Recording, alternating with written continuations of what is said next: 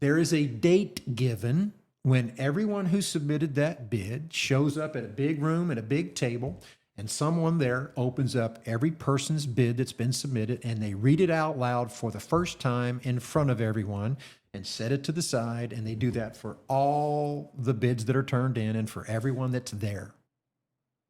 Very clean, very transparent, and can be very embarrassing for the one that's super low and the one that's super high. I've been to these bids. I've seen this done. It is a wonderful way to have transparency and protect the public trust in the widow's mite. And the one that's very low is asked, do you want to go through with this and keep your bid on the table, or would you like to retract it? I'd like to retract it, because when he hears all the other numbers, he realizes he's missed something. I've seen that happen. They leave. They go to the high one. Let's say theoretically you got 10 people sitting at the table. The high and low leave. And maybe the too low and the too high leave.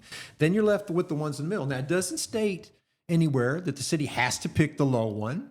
That they can peruse and talk and ask about, well, what do you offer more so that would lend the city to, want to choose your bid over these others, and not necessarily as monetary, but monetary has a lot to do with it.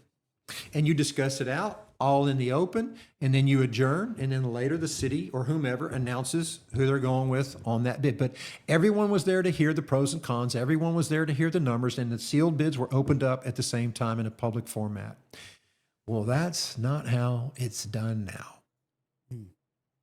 And if you're not a member of this particular service online and you don't pay the fee, and therefore you don't get the notification like none of these folks did, then how do you have the opportunity to assist the city in doing due diligence to protect the widow's mite and the tax and the public trust?